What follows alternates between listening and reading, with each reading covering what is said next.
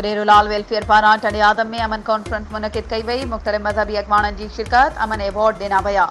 औरतन मर्दन की शिरकत। रिपोर्ट मूजिब समाजी तंजीम उडेरोलाल वेलफेयर पारां टंडे आदम के government Shah Abdul Latif Bhittai municipal library में अमन कॉन्फ्रेंस मुनक़िद कई वई। अमन कॉन्फ्रेंस में सिंध के मशहूर अदीबन शायरन मुख़्तलिफ़ मज़हबन के अॻवाननि शहरन औरतुन वॾे अंग में शिरकत कई। कॉन्फ्रेंस की शुरुआत शाह अब्दुल लतीफ़ भिटाई रहमतुल्लाह अलैह जे रागिन राग सां कई। उन मौके ते उडेरोलाल वेलफेयर के चेयरमैन राजकुमार, फादर शहजाद मसीह, सकपिंथ सरदार प्रकाश सिंह, डॉक्टर जीवत सुंदर, अदीब ऐं शायर गुल हसन लाखो, एडवोकेट सलेमान दाहरी, अकबर शेख, सैयद उबैदुल्लाह शाह, प्रोफेसर याद शेख ऐं ॿियनि अमन कॉन्फ्रेंस के खिताब कंदे चयो त हिन वक़्तु अमन आलमी मसलो बणिजी वियो आहे जंहिंखे हासिल करण हर मुल्क जतन करे रहियो आहे।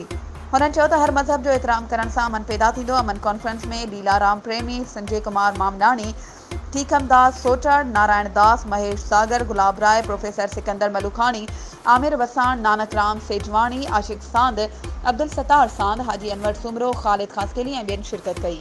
वधीक ख़बरूं ऐं अपडेट्स जे लाइ असांजे चैनल खे सब्सक्राइब कयो ऐं हा बेल आइकन खे प्रेस करण न विसारिजो त जीअं असांजी हर नई अचण वारी वीडियो तव्हां ताईं पहुची